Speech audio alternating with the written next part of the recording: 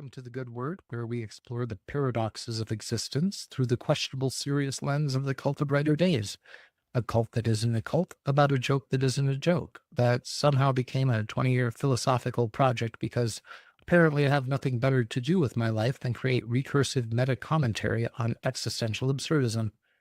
Hi, I'm Michael Anderson Henderson Dorland, and I'm here to talk about the basics of empathy and how they relate to our philosophy of absurdism in general and the cult of brighter days specifically. Today, we're diving into empathy. That's the remarkable human capacity that allegedly allows us to understand and share the feelings of others. You know, the thing corporations have in their commercials and mission statements while firing another 5,000 employees via automated email and at the end of the quarter so that higher ups can get a bigger bonus because of the money they saved by firing the people. It's that thing politicians talk about while voting against basic human necessities, such as clean water and air. The thing we all claim to value while spending most of our time judging everyone who doesn't think exactly like us, look exactly like us, and consume the same media as us. We don't judge people based on how they apply those thoughts, though, because, come on, hypocrisy is the new product. So, the five tenets of our philosophy might seem fairly straightforward, but they're built on a foundation of empathy, or more accurately, on the reality that people spectacularly fail to demonstrate empathy. So let's look at these tenets one at a time. Tenet one, be kind. This is the foundational belief of our philosophy, and it is a progressive radical concept that apparently either deserves a Nobel Peace Prize or a lifetime imprisonment, depending on which side you are on. Maybe the ability to consider what other people need from you instead of what you think they need might be more useful to everyone in general, despite it maybe not letting you feel like a good person or making you the center of attention. Genuine kindness requires understanding what others need, not what looks good on your Instagram. It's the difference between helping someone versus performative bullshit that really is just using someone else's misfortune as content for your personal brand. Look around you, especially at influencers and politicians. It's everywhere. Tenet number two, if you can't be kind, be nice. Look, we all get it. Sometimes life kicks you in the metaphysical testicles and kindness feels impossible. This tenet acknowledges a revolutionary idea that humans have limited emotional resources. Some days, basic civility is your peak performance. Sometimes you don't have the spoons to go that extra distance for someone. Following this tenet is our way of saying, congrats, you've pulled off tenet two. You've recognized your limitations. Here's your participation trophy for basic human decency. Tenet number three, if you can't be nice, be funny. With the caveat of don't punch down. When all else fails, at least don't be a complete asshole about it. Humor requires understanding context and impact, though. The without punching down clause shouldn't need explanation. Still, apparently, we live in a world where don't mock vulnerable people is considered a controversial political position rather than basic human decency. Number four, if you can't be funny, shut up. The greatest gift to humanity is sometimes your silence. This tenet celebrates that profound wisdom of recognizing when you're about to say something monumentally stupid and deciding not to inflict it upon everybody around you.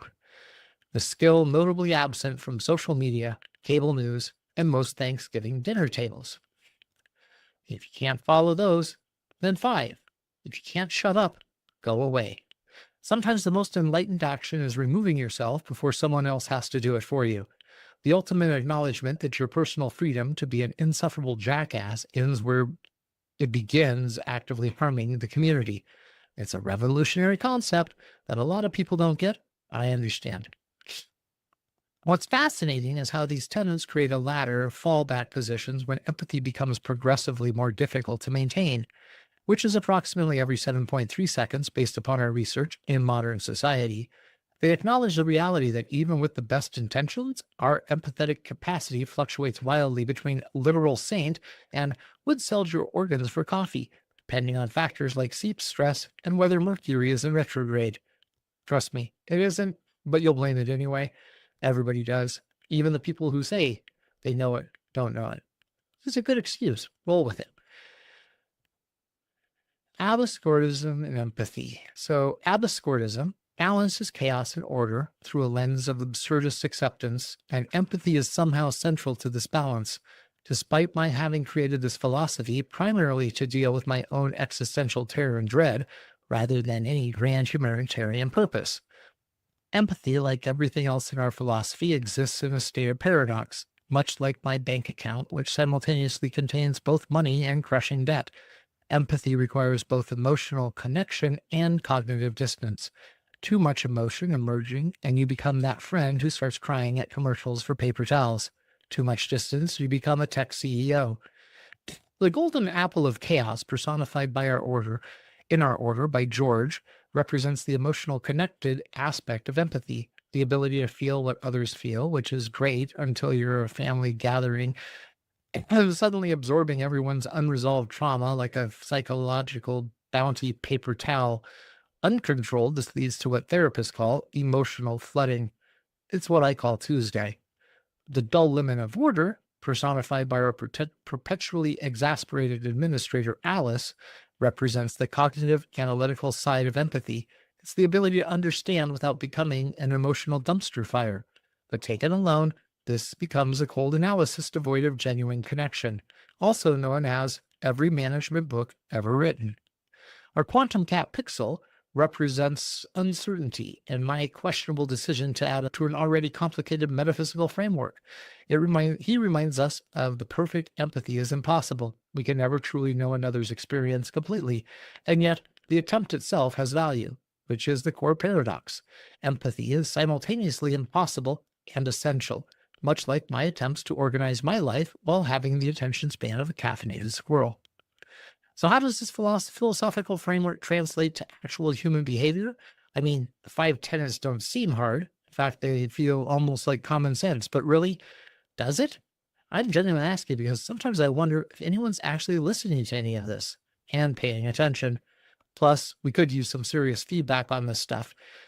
But assuming that it does, here's some practical applications. Number one, late stage capitalism resistance.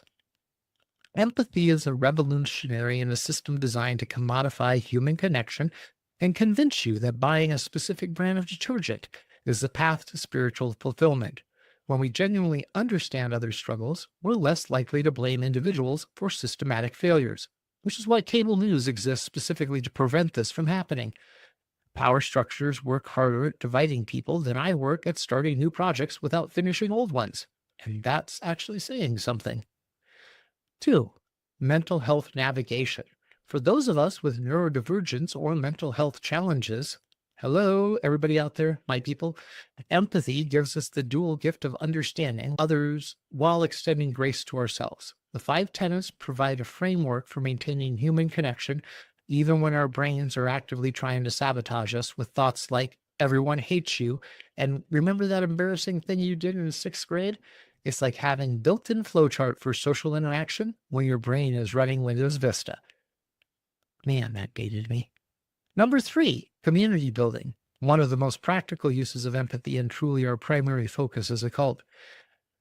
It means creating spaces, both in person and online, that accommodate diverse needs rather than forcing conformity. This is why we embrace imperfection and paradox. Rigid structures fail to accommodate the messy reality of human variation. Plus, perfection is boring and terrifying. Have you ever met someone with a perfect home?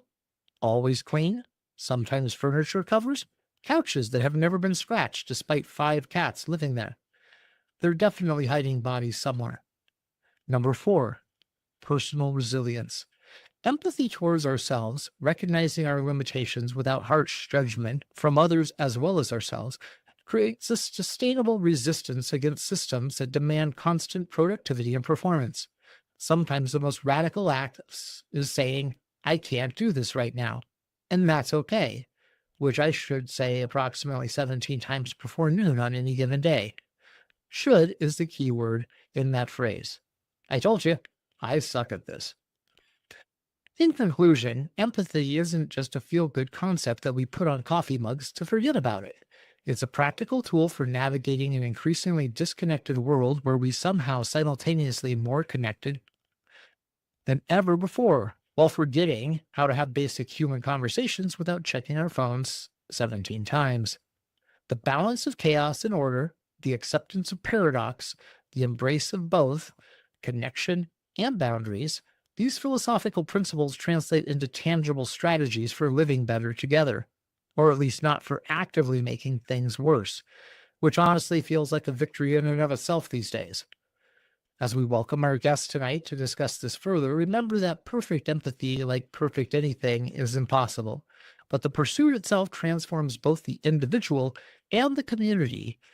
That's the paradox at the heart of the cult for brighter days. We aim for what we know we can never fully achieve, finding meaning in the journey rather than in the destination, which again is fortunate because I'm definitely lost and haven't checked a map in years. And now, let's look at one of our stories about empathy and then bring in our guests to explore this further, assuming I haven't scared them off with this opening monologue. What if I told you that the real problem with society wasn't greed, corruption, or the slow but inevitable heat death of the planet, but empathy? Yes, that's right. According to billionaire space emperor Elon Musk, the fundamental weakness of Western civilization is caring too much. Because if we really want to succeed as a species, we should stop wasting time on trivial things. Like comforting a friend, helping a neighbor, or making sure Kevin from accounting doesn't have a complete breakdown in the office supply closet. Instead, let's imagine a better world, one where no one cares, no one helps, and no one asks, "Hey, are you okay?" A world where corporations fire employees via automated text messages, where hospitals charge extra for compassion services, where crying in public gets you slapped with an inefficiency fine. Ah, yes, a world free of the shackles of basic human decency. But wait, what happens when you have a bad day? What happens when you need a shoulder to cry on, or gasp, someone to understand you? What happens when that cold, logical, hyper-efficient machine world suddenly feels kinda empty? Well, congratulations. You've just built a dystopian nightmare, one where society runs like a well-oiled machine, but nobody actually wants to live in it. Here's the thing. Empathy isn't a weakness. It's the only thing keeping us from becoming soulless productivity robots programmed to chase profit margins instead of meaning. It's what makes us laugh, create, connect. It's what makes life worth it. So no, Elon, we won't be turning off our emotions like a malfunctioning chatbot. We're going to keep caring, keep laughing, and keep flipping off the cold, lifeless void whenever it tries to tell us otherwise. Want more absurd wisdom? Join us at thecultofbrighterdays.com, because if we're all hurtling toward existential doom, we might as well be laughing on the way down. Welcome to the Cult of Brighter Days. Wrong one. Okay, I only hit the button wrong once that time. I skipped 2 sections, so I skipped the whole interview section with us. Not that anybody wants, they already just listened to me for 10 minutes. That was a brilliant idea there to record it, so I actually made a cognizant statement on anything at all. So we'll see if we can get that a little bit more lively and not so deadpan like you said. Hi, everybody. We're at the live, we're at the interview section. That was sort of live, like, what, half an hour ago? Anyway, we're here talking to Dr. Jess and Dr. T, and we're going to be talking about empathy and Robert, subject to change-o, which his title is actually too long to fit into a actual thing. You really should come up with an abbreviation for that. Is here to linger around, and I do believe Richard is hanging out in the chat, so if you have any questions or stuff like that, feel free to ask. This is the first time we're actually going to be. I believe that non-compliance is an important facet of life. Thank you for not complying with us. Is that how it works? My whole job revolves around compliance. My whole personality revolves around not complying with Michael. Oh, okay. Well, it's sort of like his wife, but it's not as sexy. Yeah, you're right. Yeah, well, I was going to say she needs a break sometimes. So this way you're covered 24/7. When I was at work the other day and people were doing that to me, and I said, you guys are just picking on me, and they go, yeah, because you're so easy of a target. I'm like, what? Anyway, so hi everybody. Today we're talking about empathy. largely because somebody else talked about empathy and empathy as a negative trait, as opposed to a, well, I don't know what type of trait that would be. We have Dr. Jess here, who has a psychology degree of some sort and everything. Of some sort, Oh yeah. Of my some sort. God. Yeah, it's an actual, well, it's a legitimate one. It comes from an accredited, well, it's this behavioral health thing, which is, it's a combination of psychologist and psychiatric, and they really messed you guys over when you got your degrees because you were the first group in the country that got the degrees. Mhm. And Arizona screws you over, but everywhere else they treat you guys pretty decently. So she knows all about the drugs and all about the counseling. I do. And so she, yeah, great person to live with. She could tell me everything that's wrong with me without even blinking. And we also have Dr. T here, who's going to look at empathy from an organizational perspective because she has a degree in that somehow. Doing And I have a whatever. psychology doctorate degree in organizational development Oh, from an okay. accredited college. From an accredited college. I like how Yeah. we're like putting that in front of it. It's an accredited college and everything like From that. a real Yeah. place, not like the Art Institute or anything. Yeah. Yeah, Shut it's, up. it's not Trump University. That's No. it was accredited at the time I went there. Okay, they had it revoked later on. So anyway, back to the main story. And Robert, Robert, do you have anything that you want to throw out here? Because that's No, an I only went to college for 3 days, so. Yeah, but I'm talking about in the subject of empathy. Do you have like some like? Are you saying I Specialty? Are you saying I shouldn't pick on you? No, we're doing a panel here on empathy. What's your I don't think he read expertise the in script. empathy? Well, no, I think he does. I think he's showing his expertise in empathy right now, or lack of it. There, My expertise in empathy is 30 years of corporate America. So take it with a whole box of salt. So you're the one who actually has the real world experience of people performing empathy on others. I gotcha. Yeah, the whole lack of empathy. If Richard's around, if Richard wants to throw in the link to our Patreon page so that we can afford to buy Robert a camera because he lost his, that would be great. I'm not just pitching out for dollars and pennies here, but hey, that's how it goes. So anyway, we're talking about empathy, back on track, avoid the rabbit hole and everything. So Dr. Jess, let's start off with you. Okay. And just in general, what is empathy? Well, no, I mean, like, okay, give us an idea of what empathy is through the clinical lens as opposed to like the corporate lens, which I mean, we could ask Robert about that, but I think we all know that corporate empathy. Empathy is very simply being Oh my able. God. Oh my gosh! Oh my There's God. Robert. Oh my God, it's Robert. It's empathy is being able to understand where somebody's coming from. So it's not feeling bad for them or feeling sorry for them like we feel sorry for you, but we are trying to understand where they're coming from. I'm just going to be a target here, right? Yes. I'm the one that came up with this, and I'm the target. But with Musk's statement about empathy being a waste of time, what was his quote? I don't know.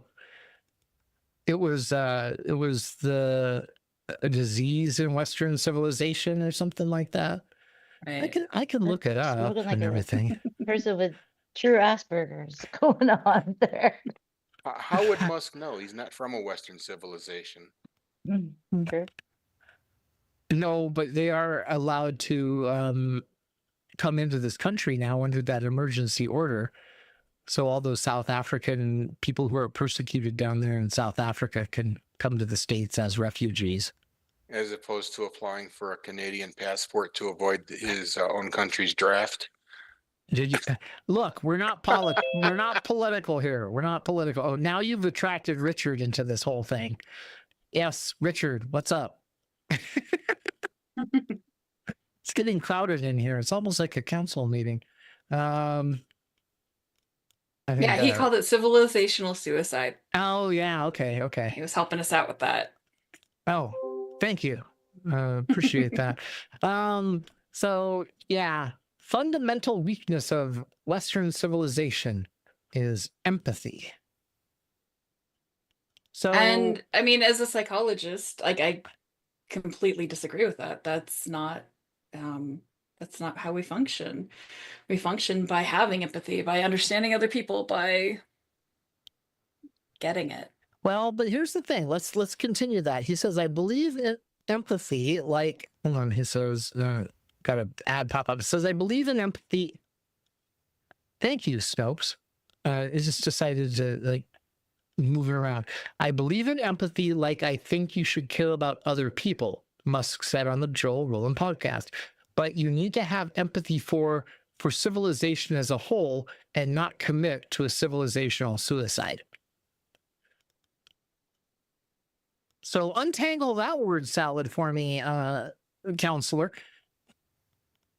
I have no idea what the hell he means. Do you? I mean, how do you have empathy for a person but not for a group, or you have empathy for a group and what does he even mean? Like the I crazy think he wranglers might of be getting back to someone Citizens enemy. United, where corporations need people empathy too? and individual people can be thrown out with the waste. Yeah, it's more like a view of the civilization as a whole is what you have to have empathy for, not for individuals. So you can't have empathy for like handicapped people because that's not taking the empathy of everybody else who's not handicapped into account. Right. That's inefficient. It doesn't spur on the culture or the society. Yeah, that's what it is. It's about that. So Because people are disposable. no, you need people to run. You just don't need people who are not efficient or functional. That's what I'm saying. Well, but that's true historically. I mean, we've gotten to this point in our country and in society around the world where, like people who have disabilities before would, die off a lot sooner than the people who didn't, usually, Yeah, but what's the point of having a society if we're not going to work together? I'm trying to process that, Robert, because I don't see that happening anywhere right now. Exactly. Well, Europe, they're uniting. They're getting together. They're trying to protect themselves. Well, except for Britain, they kind of Brexited that whole thing. Oh yeah, they're regretting that now, though. Yeah, they are. Yeah, they are really regretting it. Well, and they're trying to backpedal on it, sort of. They're trying to be like, hey, we can participate in this whole. Let's not have Russia invade us all, so that we can work with you, so that we're not invaded, and like France, World War II. So we'll help you out. But yeah, so again, Dr. Jess, you did say something about empathy versus sympathy. Like you were talking about having empathy for people versus having sympathy for people like me. You want to clarify that a little bit? Because well, yeah, people get it confused all the time whenever you say, have empathy, and then, people mistake it for feeling sorry for someone or feeling sad that what they're going through sucks. And empathy has nothing to do with that. Empathy just means understanding. So you can have empathy for the dregs of society and, understand how they got where they got without feeling bad for them. It's about understanding. And so when is sympathy warranted in a real sense? In a therapeutic setting, it's not. But I guess people have sympathy for other people. They feel bad and they think, something that they see on the news or, out on the streets is sad, and they have sympathy for that.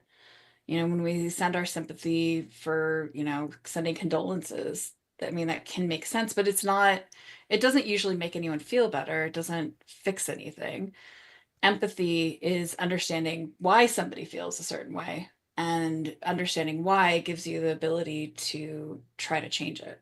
So if I have sympathy for someone as opposed to empathy, I'm actually reducing my ability to handle that type of situation as a cultural level because I'm taking myself away from what they're experiencing and almost looking down on them in a way. Or Which, saying that you actually can feel what they feel, which, I mean, that concept is so obscure that I can't feel what you feel. I can try to understand it, but my version of sad and your version of sad or happy or joyful or angry is they're going to be different. So if you experience a loss and I experience a loss, it's going to be two different things. And so if I have sympathy for you, I'm not really understanding what you're going through. and Dr. Jess, if I could ask a question here, would it be fair to say that empathy is an intellectual understanding, whereas sympathy is an emotional response? Yeah. And it's that emotional response that stops us from being able to actually understand or do something about what's going on.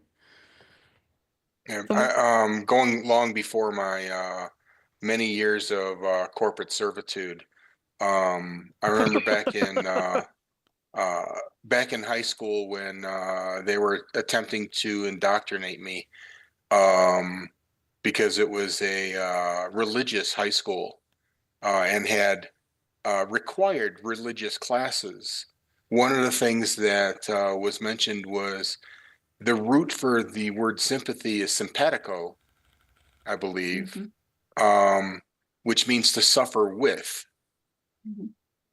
And suffering might lead you to move to act, but it doesn't help you to understand. Exactly. well, you guys are not making this funny at all. No, not Congratulations on funny. I dragging knew this it. out. I should probably Well, pipe in more, huh? well, it's not that. It's like, so like, I mean, it's a serious topic, but I No, it mean, is. and I'm looking at like, we try to look at like former philosophies about this stuff, and Nietzsche has a big thing with sympathy that he deals with in several of his books. But one of them is the fact that he says sympathy is a horrible thing to have. And it's not really good for people in general. He says, and he really went off the Christian thing because you know the whole Christian thing at the time. But he's like viewed it as condescending and self-serving when you have sympathy towards someone. So Well, it honestly, is because it's your emotional response. It's not about them. right. Mhm. So the point of the matter is I mean, Elon, if you took Elon's quote and you changed it from empathy to sympathy in that quote, you might have a point. Yeah, it makes sense then. And maybe that's what he meant without understanding what he was saying. No, it's Elon. Let's. He I says don't what he think he has means. emotions other He than he's for himself. he says what he means, and he means what he says. It's why his kids have Well, letters and numbers for names. But well, and it's, I mean, it's well known that he is on the autism spectrum. He announced it on Saturday Night Live. that's true. And so when we look at it in that lens, then for him, it could be possible that having empathy is really, really hard. And um, trying to go through life where you're trying to understand other people's emotions when that's one of the things that's difficult for you because you think in a very linear fashion, well, it can be much Yes, easier just to say that it's too hard and it's going to ruin society. right. But he's of the opinion that he has, $100 trillion, and therefore his opinion matters more. And since he doesn't have empathy, he can't feel empathy. He can't understand empathy. He can't see it from another person's viewpoint. No one should. He'll just pay to make it go away. Mhm. Well, I mean, I'm trying to empathize with them right now because I don't have autism, but I've come out to people that I have other things, but I didn't get to go on Saturday Night Live to do it. So I really can't empathize with his situation. Correct? Is that the appropriate way of You looking at can't that? sympathize with his situation. I mean, maybe you can. Do you Oh understand yeah, I why he can't. would say I it on Saturday Night Live that he's on the spectrum? because he's an idiot. Okay. I mean, if you can understand I why mean, he no, would I do can it. understand why I would if I was on Saturday Night Live, I'd do it. But you know, that because I'm on Saturday Night Live and I'd probably be like ADHD twigging out and not be able to have any filter at all. And And I think then that's a lot of what it was he was trying to explain his behaviors. and doing it in this, open forum where people have exposure to, to him in this grand scale. He can say, hey, everyone, forgive me for my behaviors because I'm on the spectrum.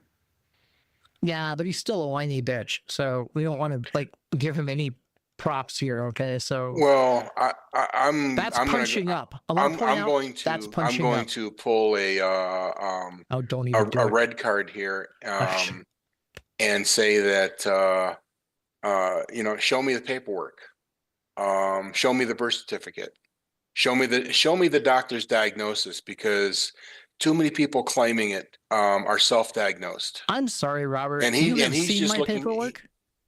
I You've don't need seen to see mine. I don't need to see your paperwork. Oh, Do you think Robert, do you think he doesn't meet the criteria? I am not qualified to judge that. What I am saying is that I think he's a self-justifying asshole, and he will do anything to win people's approval. Could be an Now act. I'm We don't know. curious. We don't know him. We, on a personal level, all we know is what we see on the screen. It could be all one big act. We don't know. Oh, I'll act like this and then it'll make people feel sorry for me or whatever. So he could be full of shit. We don't know.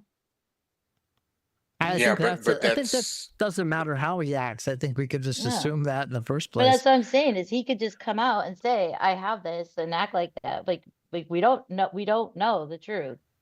We don't know what his doctor has said or whatever the case may be. So all we know is what we're shown. And that's not always what we're shown is not always what's real.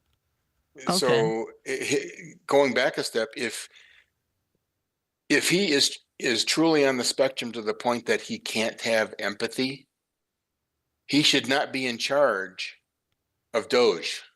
Mm-mm. Well, Doge shouldn't be existing Why does anyway. Doge, So well, why does Doge need to have empathy? Because it's in charge of a bunch of all the government programs that are responsible for having empathy towards its citizens. oh, But see, now oh, you're trying to decide what the government's job is. you're personifying. I'm a citizen the government is responsible to. Of course I can decide what the government's job is. But you're personifying government like corporations. You're saying government should have empathy and it should have an understanding and feelings, just like you were just saying that, like you were saying corporations have empathy and feelings. I mean, they're an Well, you're objective mixing the two things up. Empathy isn't feelings. Empathy is understanding. Right. It's the intellectual side. Right. The intellectual side says we have citizens that have needs. We are taking money from the citizens to fulfill those needs. We should fulfill that contract and fulfill the obligation to our citizens. Well, and that's what I'm saying that you're where the problem comes in, because depending on what side of the coin you're on is whether you decide if the government owes anything to the citizens or if the citizens owe the government. That's the thing. It's an objective versus subjective, and right now everybody thinks that taking care of other citizens is subjective in terms of what is essential. So, Jess, this goes back to the whole thing of developmental perspective on empathy. So, like when you're a child, when you go through education, when you go through like what do they call? There's an empathy crisis type thing. Is a thing. When do we actually determine how we as individuals determine what's empathy and what isn't? That whole learning process. When and how does empathy naturally emerge, and what's the factors in that development? Okay, so I mean, humans go through a developmental process. And when we start out as infants, we are completely reliant on our adults, our parents. And everything is like within a bubble that exists, just around the infant. As we get older, that bubble gets bigger and bigger and bigger. When you get to being a toddler, you can see that, life exists outside your parents. When you get to being in kindergarten, you see, oh wait, I have friends, and friends have, some existence too. You don't really understand that other people have other feelings until about kindergarten, first grade. And then that develops further, throughout high school, when you understand that there are other civilizations, other groups, other communities that believe things different than what I believe. So it develops like over our lifespan. It's so, how do you determine they have that emotional intelligence, EQ or whatever it is? Mhm. How do they determine that, and what are like the specifications? Because this will lead into like a question for Dr. T about how do institutions and everything apply that, or do they, or should they? I don't know. T, do you know how EQ is measured? From what I understand, it's mostly like um, something that's pretty much made up. Yeah, I'm not sure that there's like a measure, like it's, what is it? Like how you learn thing, how you get information. I don't know. Yeah, Is there a whenever test somebody for says, that? "Oh, emotionally you are a third grader," like that's Oh, I mean, it's that's just some arbitrary. propaganda. Yeah. Is Yeah. it? Yeah. Is it? Because I see all these places that you can say, what's your emotional IQ? And emotional IQ is more important than IQ and things like that. Sounds like BuzzFeed articles. Yeah, it does. Because I mean, like my middle Robert, back son, me up he here. was It's not a BuzzFeed emotionally article. disturbed, but that's different. He wasn't held back emotionally. He just didn't know, like he had an issue where he was emotionally disturbed. He was unable to regulate his emotions. So when you're supposed to feel happy, he might feel sad. When you feel angry, he might feel funny. That's like that's a legitimate thing. But to Mhm. say the other is, I don't get that. Like I feel like you could tell anybody that they are like a third grader or whatever. Yeah, A it So lot sounds of it like is, since Michael brought me into it, I'm gonna throw my foot out You're there. sitting here. Um, so, well, you specifically said, well, Robert, back me up here. All yeah, right, you did. so on the corporate side, um, quite frankly, it's based on HR and recruiters who have absolutely no training in this. Uh, and they are absolutely going to use buzzwords because they are currently in vogue. Um, the overall thing is you don't rock the boat. You go along to get along. You you definitely don't punch up. Uh, Society doesn't want you to punch up like an yeah, HR situation yeah. because if Um, you you don't want to make them because cry. we don't have a firm caste system here, but there is absolutely a class system when it comes to both our society and corporate society. Well, The more money you have, basically, the more class you have. It does. You can have, $1 billion and living in a trailer park, but because you have that money, you've got you've got the juice. only if people know you have the money. Oh yeah, If they absolutely, don't know you have the money, you get treated the absolutely. same way as somebody who lives in a trailer park. It's very much that perception of that. And I think one of the things is we're really, really, really working hard at establishing that caste system here. I mean, you got to give them credit for how well they are at trying to establish that definite underclass as a position that you can Well, never that get out that's of in been the job of the society. police for the last 150 years. Don't be Keep no keep no no no no no no keep no no. people in their place. Keep We people on the right side of their tracks. look. We need to like That car's a piece of shit. Why are you driving in this neighborhood? Well, that's because I'm not even going to that story.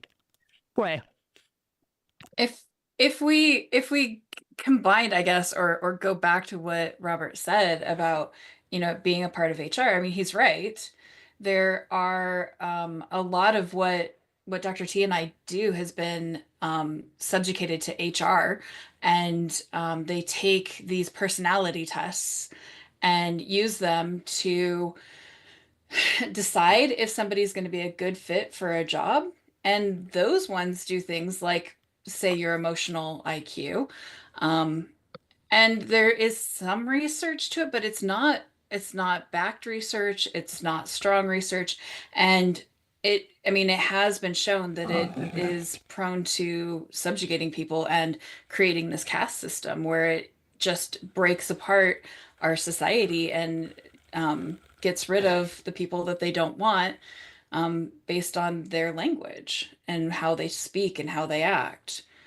Um, Did you see Richard, what Richard just wrote? yeah, I was gonna say Richard just said that in our side chat that corporations focus on humans as resources, not as human beings, and the management is about resources. They don't pay attention to leadership. Well, I think it's even more. I think it's a double-pronged problem when it comes to corporations and everything like that, is not only do they view people as resources, they also view them as, there's a word I keep forgetting because my brain's all fuddled and everything like that. Disposable. No, not disposable, because they have to, no, exactly, against disposable. They are not disposable because they have to be there to consume the product of those resources. So we have to have people create resources, but we also have to have people that can consume the products of the resources. Otherwise, there's no point in the corporation existing. Well, the natural outcome to the way they're doing corporations is that eventually the only ones that will have money will be the few, and then the rest will have to, I don't know, fuck No, off and die. no. See, because Elon Musk has come up with a solution to that. And everything, because he was thinking that, it'd be really easy if people could get all the stuff they really need from one centralized resource that wasn't dependent upon something as fluctuating as money, that was a more stable form of currency. And then if you could get all those people to live in a singular location that exchange that currency for services and everything like that, it makes it more stable than like something like the stock market or that. And then in order to make it even easier, you just put their jobs next to them so that they work in the place, and then they have this currency that paid from the place that then they spend within this localized region. And so there's stability across the market there too. That sounds suspiciously like work towns that used to be in place in like Pennsylvania, Yeah, where I you was get just paid in thinking that. company script and you Mhm. can't spend it anywhere else. No, And this is a new idea by Elon, totally. I mhm, read it up Mm. on it. He's doing them in Texas. It's entirely what he wants to do. Totally new. Nothing like that. uh-huh, uh-huh. Oh, okay. Because it sounds exactly like I was thinking that Like too in we've my been there, head. done that. Well, I like that song. All I could think about was that song, like that, trailers for sale or rent. I don't know why that song keeps Oh, popping in my that was head. I sold my soul to the company Yes, store. Yeah, yes. that's Yep. yeah, yeah. And Na, na, na, na, na, na. you're right. You Yeah. guys are right that it actually is that. But I mean, they're presenting it as a new way of doing it. And when you think about it, if they collapse the market and if you collapse the job situation and everything, and you force everybody into a situation like that, effectively you're creating a bunch of small city states when you think about it. Well, what they're doing is killing the educational system over the last 50 years. We don't need No, that. no, because they don't want people that think, Right. They because don't. they don't want people to know the Bad for history. business. That's why they have Yep. gotten rid of history. They're getting rid of history for the veterans too. Arlington National Cemetery has had all of its all of its publicly available material wiped of uh, anybody of color and females or women. What? I was remembering how it was written. Um, so it's they're destroying the history in order to basically whitewash it. Mhm. Oh no, seriously. They took down pictures of the Enola Gay Yeah. because it had the word gay in it. Yes. Yeah. I mean, I think first off, what their actions they're doing and everything like that sort of prove beyond a shadow of a doubt that the education system has been seriously lacking since they were small children. Because they think that this is something that people won't realize as being like, I have a question. oh no. If all of this has happened in 2 months, I mean, it's Yeah. been 2 months. I know. Look at the direction on the graph. What is it going to look like in 4 years? There's There not won't gonna be an a graph election in 4 anymore. years. Yeah, I don't think there will be either. I I don't- really don't think we'll ever have another election again. I don't think I don't think we can recover from this. This is one of the reasons that we're starting this organization is to Richard points out survive that that. people are there's malicious compliance with what's being Yeah, taken that's down, true. and that there's people saying something. But what voices? Like, you know, when we have, you know, the stuff happening in the Senate without naming names this week. No, you can name names because Chuck Schumer killed off the Schumer's an Democratic Party. idiot. Schumer killed the Democratic Party. And Schumer and 9 others. Doesn't matter. Schumer killed it just by doing it in the first place. Schumer killed it by doing it in the first place. But the thing is, there's no reconciliation between members of that party. And if there's no reconciliation between members of that party, there's no way there could be any reconciliation between the Republicans and the Democrats. I was actually surprised that the Democrats died so fast compared to the Republicans. I thought for sure this whole last 4 years would have been the death knell of the Republicans, but Schumer killed the Democrats in 60 days.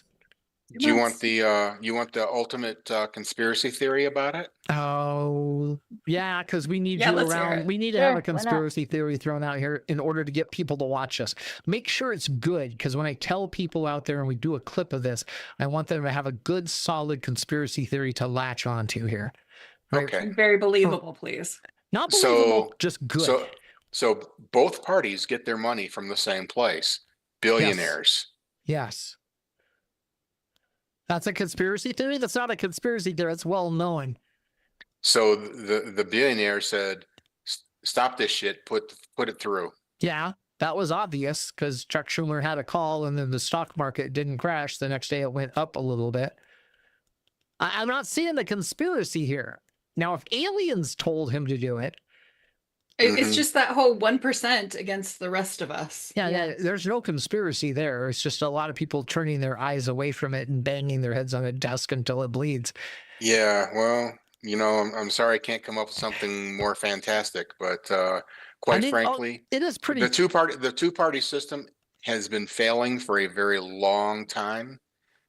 Okay, and they have it deadlocked to where they can't bring a third party in. Richard wants to pipe up and say that reasonable people, I don't know about that, can disagree whether shutdown would be bad enough. And I don't know, is he disagreeing or not? If you He's agreeing? No, here's the thing. Reasonable people can disagree whether a shutdown's good or not, depending on their perspective of it. If they have the perspective that they think that by not having a shutdown, it's going to keep people in their jobs and it's not going to cause an economic problem, and they don't want the stock market to crash right away because it's still going to crash, then that's okay. That's a reasonable person. In my mind, that's a reasonable person who seriously lacks any sort of strategic level thinking.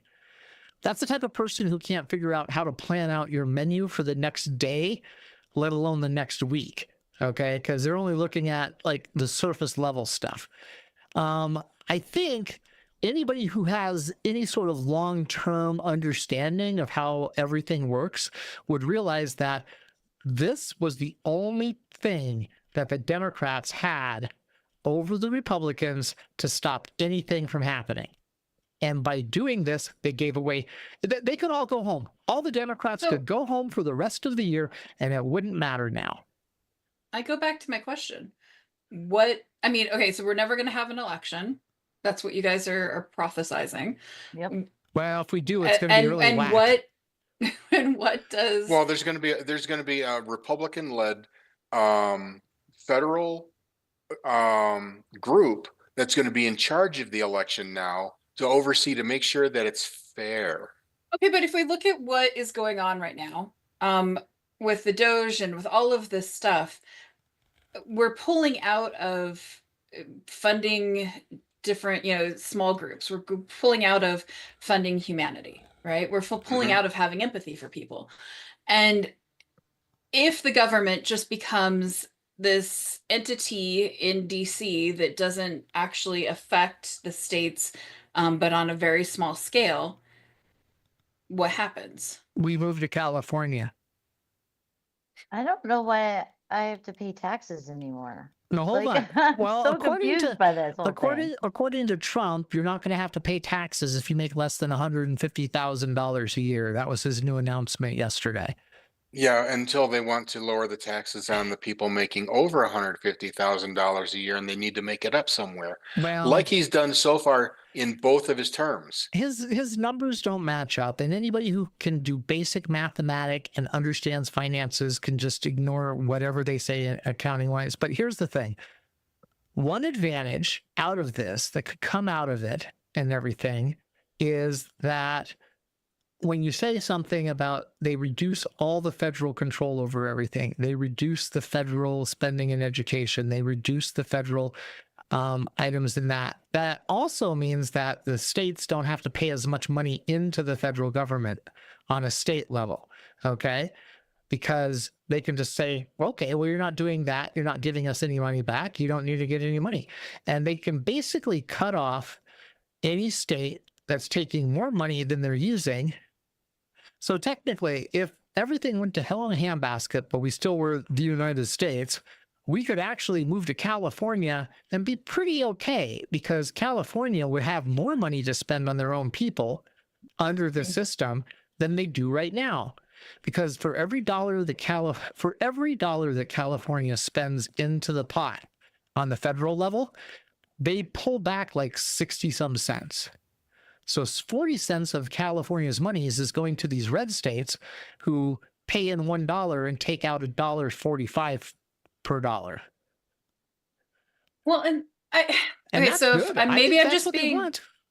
maybe I'm just being devil's advocate here, but if this is what's happening, right, then we have, states like Texas who have to figure out their own dealings with hurricanes, and Florida. And Yeah. we have, states where they don't have major disasters, where they can actually take that funding and go towards education, and they Yep. can, take care of individuals. Yep. And that is a silver lining. And here's the thing: I have empathy for the people that live in Texas, but I sure as hell Do don't you? have, I do, but I sure as hell don't Okay. have sympathy for them, because they as a collective whole voted for it. And that's why I left Texas. So Yeah. maybe Trump just needed this job to get out of all his lawsuits, but he doesn't want the responsibility of dealing with all these stupid states. So he's like, oh, we'll just send everything back to the state, and then he could just sit up there and Yeah. make it so he's safe from having Here's- to pay retribution for anything he's done to us. Okay, let's have a little bit of a sympathy, I, empathy. I'd like to go back a step though. When we were talking about the funding bill that just got passed, Mhm. to me, it's not about the funding itself. It's not shutting down the government. It's not shutting down the programs. It's not people being paid or not. Because in past years, the Republicans have shut down the government just like every single time. My concern about the entire funding package was all the riders that got added, giving Trump additional powers, giving the federal government additional powers. They justified. And those are the things that are going to bite us in the ass and should have been fought against, not So the what shutdown. are those writers? I haven't read through it. It's so damn big. If you want to read through it, basically everything that's in there basically justifies everything Trump and Musk have done for the last 60 days, which means that what they're doing, which means, well, like firing everybody. So basically what that does, it means that the courts can't stop that from happening anymore. So So basically, what they're doing is they're taking the power to undo the socialist structures we put in place through our congressmen and senators. no, what they're doing is they're putting themselves out of a job in terms of their functioning in the government. The difference between the executive branch and the legislative branch is the legislative branch controls the money, and the executive branch doesn't get to say how that money's spent. But what happened when Musk and Trump got in there, they used a bunch of executive orders to say, hey, we get to determine how this money's spent, which is why there was that freeze. Basically, this whole thing passed and says Trump can make those decisions now legally. And since the Supreme Court came and said Trump can do anything under his executive power, the courts have nothing to say about it. So essentially, we've just handed the Republicans, and actually, we didn't hand the Republicans. We handed Trump and Musk, and it goes to the thing of the Republicans going, "Oh well, it's not going to affect me. We're going to be on the right side, yay!" Which is the same thing that Texas does, but now Texas is going to have to find out what happens when their power goes out and they're not connected to our national grid. Those people on top don't care about them once they don't need them. They don't need the Senate. They don't need the Congress anymore. They don't need the court systems anymore. But that's where Musk's city towns come into play. Because if your city town governor is taking care of your people, then we don't need the federal government. And I really think that's their argument. And people don't see the bigger picture here of, we've already been there, done that. This is literally going back in time. I think it's actually more wider than that. Is this when it was great again? Well, to some people it was. It was during the time of the robber barons and the trains and everything. But here's the thing. I think that these people don't have any sort of vision past next week or past next month, because we don't exist in that type of time frame. So what happens when California decides not to send any excess taxes to them and keep it to fund their own people in their own states? Who's going to enforce that? Because the federal government just got rid of all the enforcement people. And this means that that money can stay in California, and Californians can improve their life and their society and make it better, because they're spending an extra $1.50 on each person, or for every dollar, they're spending $1.50 on themselves. They're not giving it to Texas or Florida or any state that's in under that dollar, because there's a ton, and they're all red states. Every single one of them is a red state.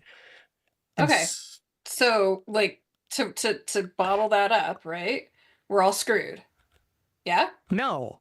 If we move to California, or if Arizona and California and Oregon and Washington get absorbed by Canada, which is, dear God, what I hope so. But okay, so what Eva mentioned in the comments was, let's find her quote. We're not going to get to brighter days like with this line of thinking. So we have this broken system. Do we all just move to California and then we're okay? No, we move to Australia. No, that has its own problems too, because China. There's no such thing. Okay, Eva, thank you for piping in. She made a good point. But here's the point. Here's the point. I don't think there's going to be any brighter days to move to for quite a while. And so in order to compensate for that, because if everything is dark and you can only see the light at the far end of the tunnel, and you're still not sure if that's I don't even see the light, well, right? No, like 4 years from now, I don't think there's going to be a light kind of thing. I'm talking like 20 years from now, 40 years from now, and you're still not sure that that's not a train coming. It's actually daylight. The best thing you can do is make sure that you have a fire around you, that you're singing songs and drinking beer while you wait for that light to get closer to see whether or not it's going to run you over or if it's a way out. That is my argument every day whenever I talk to my patients. Right there, that we don't know what's going to happen and we can't do anything about it. So all we can do is sit here and be with our family and make the best of what we have. And we can sink into this despair, which this conversation has obviously done. We're supposed to be a lighthearted group about this stuff. I know, actually, that's what I keep trying to write about. Actually, we're not a lighthearted group. Yeah. Well, we should be though. We're realistically trying to sell it. Yeah, realistically, lighthearted is the same thing as the Monty Python But like, hanging on the cross singing, yeah, it's a brighter side of life, because that's about realistic. but that's Well, like the I story. think we're That's on. the. You know, Taylor was, Yeah, go ahead, Tara. I was going to say that's why I write the stories I do for our group, because I'm trying to show you, like, look, yeah, these shitty things are gonna happen, or this shitty thing happened, but you know, all we could do is focus on like what's in here, or what we can do in the meantime to make it a joke or make something funny. So, because there's not a lot we could change, right? But well, Richard's saying that we can call our representatives and chide them for being lackeys. okay, I I don't think well, we can. I think we To me, that's can. screaming into the void, and sometimes screaming into the void does help. sometimes it does. Yes. But And sometimes, you know, you just gotta you gotta put it in your own world. Like, you know what I mean? You gotta. well, and Because Richard says, if you look in your own world right now, and I mean, we know the world is burning, right? Yep. But what has actually changed for the four of us? I mean, we are marshmallows are more expensive. okay. That's what's Marshmallows changed. are gross, so I don't really care Yeah, about but that. if the world's on fire, marshmallows, you know, get the joke, okay? If I have to explain it, then it's anyway. Okay, we've gone down the road with the empathy thing, and I'm empathizing with this whole thing. So I think we're going to move past and understand the tenets, and then we're going to go out there and talk to people because this conversation's sort of gone. And so everybody, Well, but before the So- conversation goes, I want to make my point. okay, My make your point point. is that we have gone to, like, you know, needing marshmallows to roast in the fire that is burning around us. But when you look around us, as long as we're surrounded by loved ones, we can make it through this. We are okay. We're not great. Everything's not perfect. I'm not saying that, you know, we're gonna be better after this. I'm just saying it's gonna be okay. I thought we specifically wrote down that people who say that I are know. toxic. I know. I'm the optimistic one, and I'm No, sorry. you and Richard can go sit in the corner and be optimistic. You and Richard, and me and Beck can go over here, and Dr. T can stay in the middle. And anyway, let's go over. I love Okay, that I'm no, in the no. gray area, because that's exactly where I Well, belong. okay, I've got two things I'd like to say. That we have more that we can do than just try to hang together while weathering the storm. Specifically, I don't trust most politicians out there. They're all bought and paid for. There are a few exceptions. So how do you fix that? Baseballs and kneecaps. Get involved, become a politician. Exactly. Be the better person. Baseballs We need honest voices out there. And if you've got the energy for it, get into it. I don't. I don't can't have the money either. Well, yeah. What are you going to run on? 2 bottle caps driving around the state saying, hey, vote for me? Even if it wasn't the money, I don't have the personality that people will follow. I don't know. Right now, I'm a cantankerous old fart. Okay. Yeah, but we don't need any more of those in politics. Okay, but here's the thing. It doesn't matter anymore. And if we had more cantankerous old farts on the left-hand side who wouldn't put up with this crap, we'd be better off instead of all these pussies that just came over. Yeah, well, so that's what donors are for. And who's the donors, Richard? Hold on a second. We're going to watch the tenants so we can go over what we're supposed to be doing, and then we're going to bring Richard into this because well, I want that the tenants. I think we're on step 3 of the tenants. I think we're on that. We're holding on to the step 3 of the tenants barely, people. Yes, barely. Yes. So let's just listen to. But I would like to go back a step where Dr. Jess talked about, you know, and yourself. I think you both mentioned how things in the world right now, politics, are very short-sighted, and I think that the citizens are being short-sighted on the promises being made by the politicians, but the politicians are damn far-sighted. They are setting things up for a long time to change society, the same way Reagan did when he changed the laws to allow companies to buy back their stock. that completely changed the way companies operate in this country. Okay, I'm going to finish this and then we're going to go to the tenant, but keep this in mind while we take a 2-minute break to go over the tenants so everybody knows where we're coming from here. But keep this in mind, okay? Hitler rose to power doing the exact same thing these people are doing because of what? People turned a blind eye.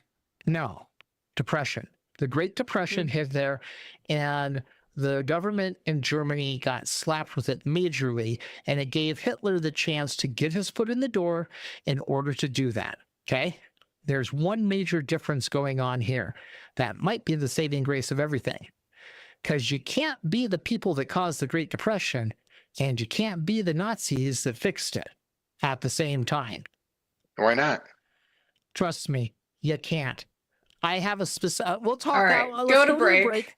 We'll go to break and then we'll come back. Welcome to the Cult of Brighter Days, a totally not a cult. No robes, no weird chanting, just a handful of simple rules to make life suck a little less. The 5 tenets of the Cult of Brighter Days. They're easy, they're effective, and if you can't follow them, well, you'll see. Rule number 1, be kind. Revolutionary, I know. The world is on fire, people are tired. If you can add even a tiny speck of good to it, do that. Even if it's just not being a jerk today. Seriously, that's the whole rule. Just be kind. 2, if you can't be kind, be nice. Not feeling kind today? That's fine. Just be nice. Fake it if you have to. Society runs on forced politeness, and frankly, that's better than open hostility. And before you ask, no, passive aggressiveness does not count. 3, if you can't be nice, be funny, without punching down. If kindness and politeness are off the table, at least be funny. Humor is a weapon, but if you're punching down, congrats, you're the problem. 4, if you can't be funny, shut up. Shocking revelation, not everything needs your opinion. If you've reached this point, try the ancient sacred art of not speaking. See, that wasn't so hard. 5, if you can't shut up, go away. Still talking? Still making things worse? Yeah, this is your cue. Exit stage left. Take a walk, touch some grass. The world will be just fine without your input for a few minutes. The 5 tenets apply liberally. That's it. 5 simple tenets for not being a human disaster. Follow them, and you might just make life a little brighter for yourself and everyone around you. If this resonated with you, welcome aboard. If it offended you, you're probably on step 5. I'm Alice from the Cult of Brighter Days. Visit us at www.thecultofbrighterdays.com for more questionable wisdom. This has been a message from the Cult of Brighter Days. Okay, and so we're back from break. So now everybody should have an understand. Talk. I need to check sound levels because we don't have somebody to do this. Two. I know we had something planned. I just wanted to point out back to MC. I'm sorry. I don't want to rehash on this totally, but my image on my picture, some disabilities look like this and others look like this. I mean, that's like literally almost the definition. Like we're just. But here's the thing. In the near future, it's not going to matter. They're just going to get rid of all of them. And, you have to cope. Anybody not in the mold? No. They're not going to have camps or anything like before. They learn from that. They're just going to leave them in the streets or have their parents take care of them. And well, I actually, because of for-profit prisons and the way they're making being homeless illegal, they're just going to charge taxes to house them. Do you know how many? And before ADA, like, what did people do? Like, you just couldn't work if you were disabled. Or you went to a sanitarium. Mm-hmm. And until Reagan shut them down. Yep. And pushed everybody into the streets. With bus tickets to California. Hold on. Robert, so you wanted to. Well, Richard, yes, we can't Michael, hear you. I haven't said anything yet. Okay. Okay. Now we did. That's why you couldn't hear me. We heard you, Richard. I was listening and waiting for a spot to chime in. Hey, Robert turned his camera on. You should turn your camera on so we can see you. No, I haven't combed my hair today. Oh, okay. Robert hasn't either. Must be If you nice look at having hair. if you look at Robert on this, and trust me, Robert. Anyway, Oh, you guys are all old. I think I've got the lead there. by like what, 6 months? I'll be 59 in July. Oh, okay. Yeah, Richard, we've got somebody I older just than turned us for 57. And I'm I not the just- Am I the oldest youngest? one. Am I the youngest Yay. for once in my For life? once, and yeah. and I don't know how old I am, so that's great. We're good to go. Well, you're in college with Richard, so I There we- imagine you're of an age. I don't know. It required math, and I'm not good at that, so I'm not even going to worry about it. Anyway, back to what we were talking about before, and let's get some people in the comment section, or person, or whoever's out there actually listening to us. Evie. So Eva. going back, Eva. Michael, you said you said you can't be the person that causes the problem, and you can't be the one causing the crash, and the one recovering from resolving the crash. Well, and Eva being made it her successful at last. it. Eva's last point was pretty I poignant, know. that we can't get what we need through politics. I do. I like several of the comments here and everything. Can't use a broken system to get out of the broken system. We need to stop using money. If enough people stayed home for a day, we could make a difference. Love everyone, and then you'll always be surrounded by loved ones. I don't know about that one, because I mean it's hard for me to even like Robert here, but you know, loving. I'm not even positive. But Michael, I love you. Yeah, Michael. I We all don't love buy. you. We all love I'm you. not buying that for a second. I mean, not you as know? much as I love Jess, but Yeah, that's the only reason he hears. Anyway, but here's the point. Here's the point. She says we need to turn our back on politics, and we can't get. But here's the thing: we can get what we need through politics, because you have to have politics, because that's how society functions on a larger scale. Mhm. Otherwise, if I we mean, I'm function- all for being an anarchist. Like, Yeah. I'm Well, all for too. it. having a society go on to a the tiny street. scale leads to religion. What? How did religion start? Time travelers. who I went have back- no idea where Actually- you're going with actually, this, no. but religion I- started with I people know- trying to no. explain magical things. This is how it In works. small groups Science. around a campfire. No, real religion started in that sandy place with the pyramids, and there was this large circle where these aliens came through and established that they had these magical powers that were superseded normal reality, and so Jaffa Crete. is that what they said in Stargate? I don't know. I saw Yes. Stargate, and that definitely seemed like it was pretty accurate. Fifth Element too. I believe that more than anything else. But but here's the difference: we can have a small group of us right now, and if we were a small group sitting around the campfire and everything, we wouldn't have to do the So- same thing. Does that mean our religion is, or I mean, our cult is a religion? Absolutely. How in Awesome. the hell am I going to get nonprofit status for the house? I don't want to pay taxes on it. We need it Okay. for the island. We're looking for the island. Island is the next level. Just so even knows. Well, we're gonna need it for the island too, because why pay sales tax? Well, no, the only island me and Richard could find that we could afford right now, and we could afford if we went and could put a down payment on it, is down in Rio de Janeiro, for $650,000. That's the down payment or the No, island? that's the island. It was right in the bay in Rio de Janeiro, and How many square feet is it? it was not too bad. We could fit probably our families on there, but we have to build another house. I mean, is the island by square feet or is it by acre? Well, I That's don't just know. it. It had I'm saying it's probably tiny. look. It Or had a, kilometers. look. It had a church and 2 bars on the edge where you could boat into. So you had everything you needed. You had 2 bars and a church right next to the island. As So long if as the I chip in, Wi-Fi could I have a worked. bar? Oh, by all no, those weren't our bars. Just places for us to go drink because we would be down there. But I can do remote work, so you know, hey, look up Cathars, and okay, so look up. So I'll look up Cathars. Somebody answers that question. We're trying to do interaction with people in the chat here. So I'm going to finish up a previous thought because I've got to leave in a few minutes. uh, the whole causing a problem and then being the solution for it. The Republicans have been doing that for years. They killed the bipartisan border bill in order to claim that the Democrats couldn't do it.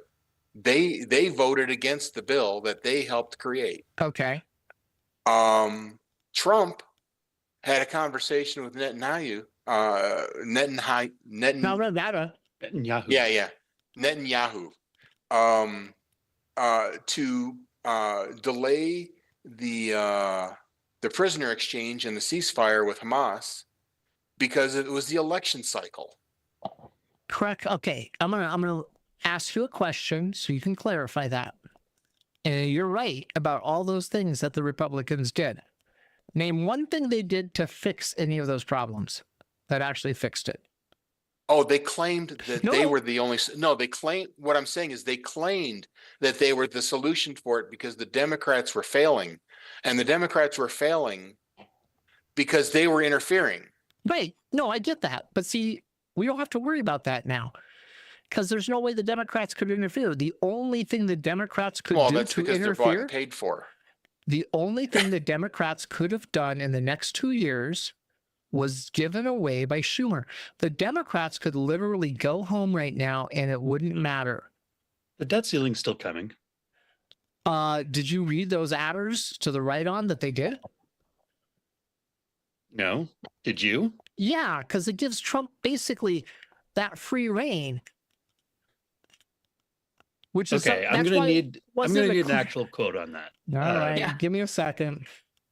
Go ahead and talk amongst yourself while I do this research because So I did have something to say about politics. And yeah, I get the frustration with it because, yeah, the Democrats are just holding up paddles.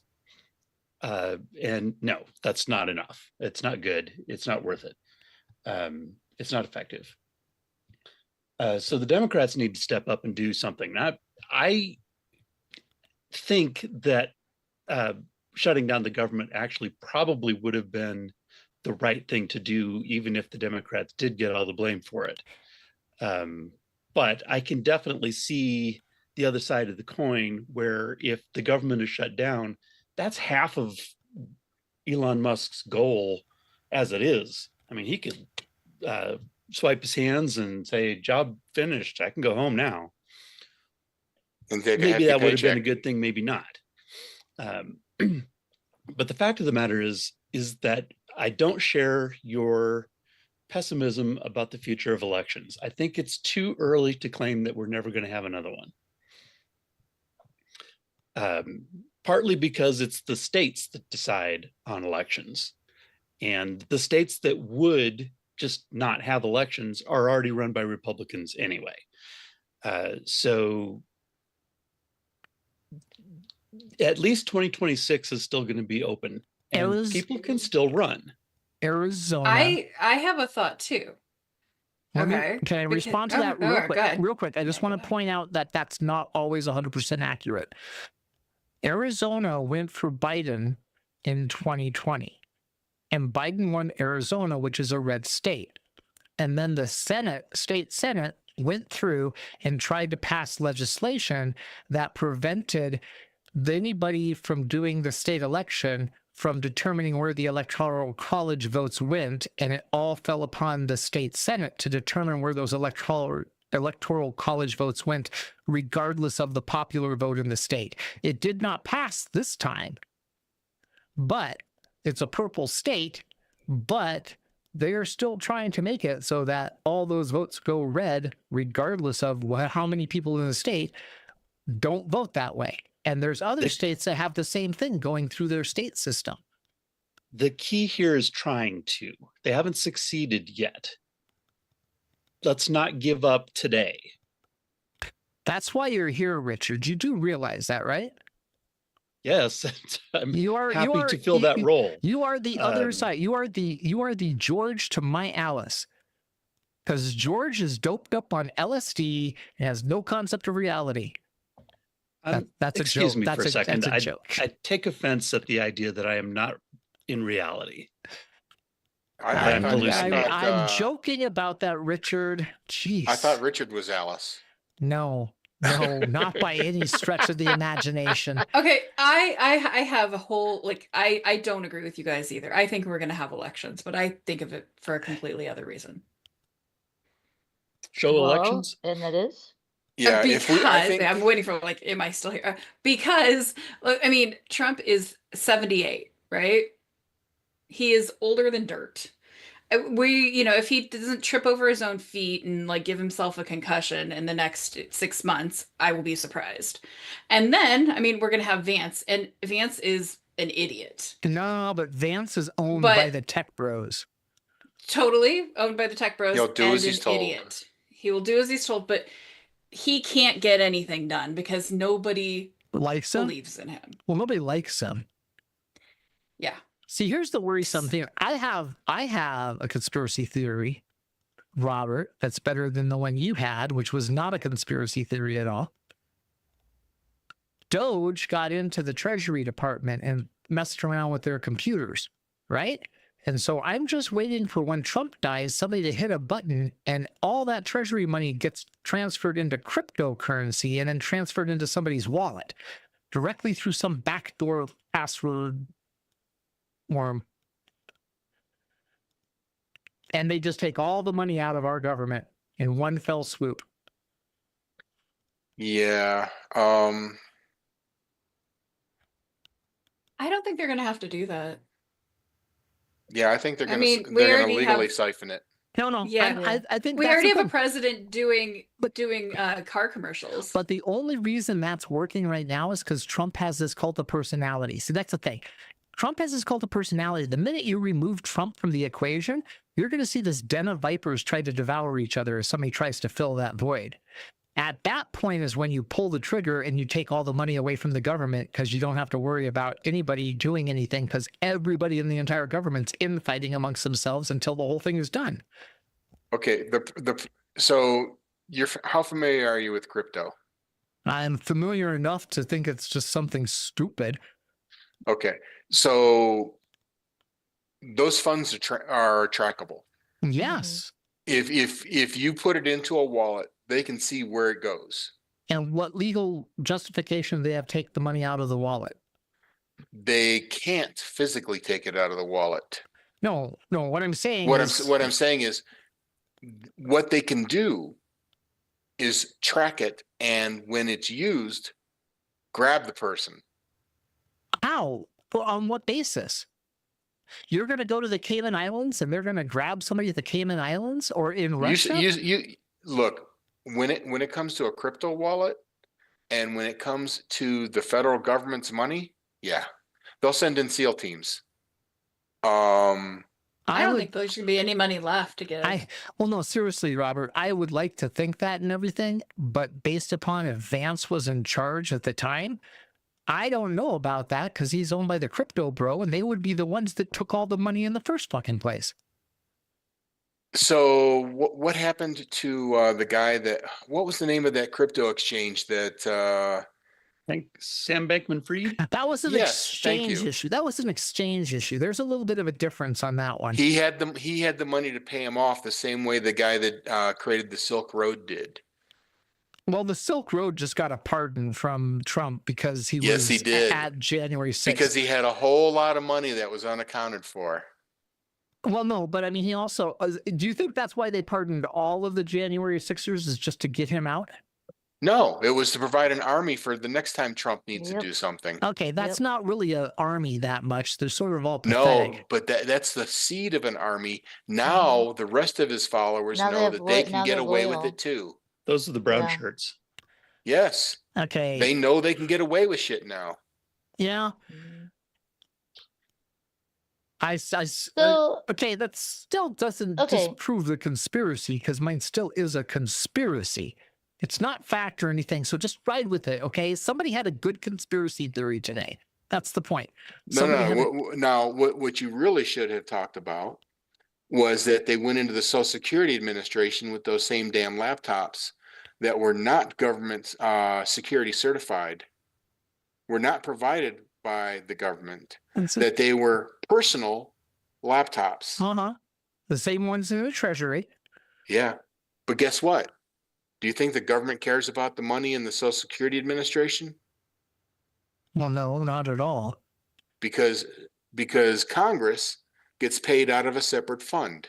They don't care about Social Security because their retirement is paid for. My theory on the whole thing, is going forward, what's probably going to happen is somebody's going to fall down an elevator onto a bunch of bullets, and it's going to cause a serious Out issue of a everywhere. window.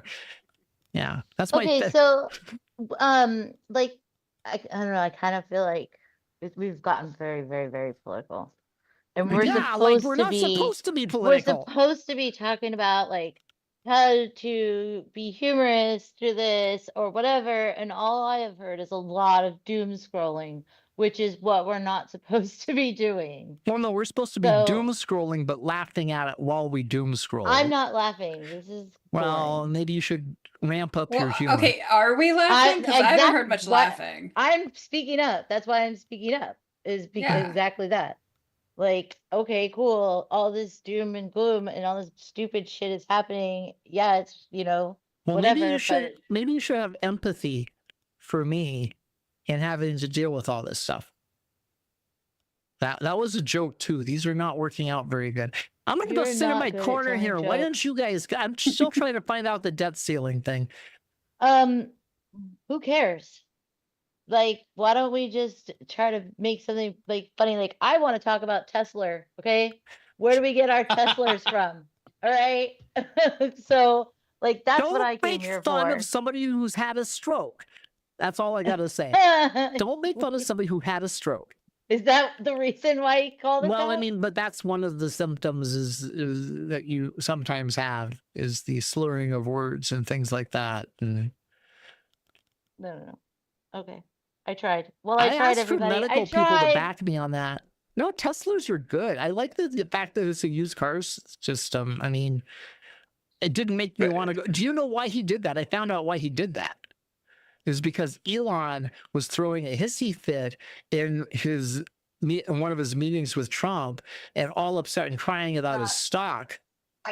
And so Trump stood up and said, well, we'll go out there and sell your stuff and say that people can't give you a bad time about your stock on TV with a big announcement to make Elon feel better about his stock tanking for his company. So you're saying that Trump had empathy. Yes, Trump had empathy for Elon. Yes, that's what I'm saying. Trump had empathy because he has to keep his donor happy. So. Do you like how we looped into the topic? According to Anonymous, Elon was actually sobbing after that interview, where that mean newscaster was grilling him on actual stuff. Yeah, real facts. You want facts? You can't handle facts. We should put a video clip of that. I should make like a macro where I can hit that in a video where anything like that comes up. So what kind of human shield would you use to go out in the public with? What type of human shield? I have 3 what kind human of human shields. shield would you use? Because Elon Musk used his little boy. I have 3 human shields that I can use whenever needed.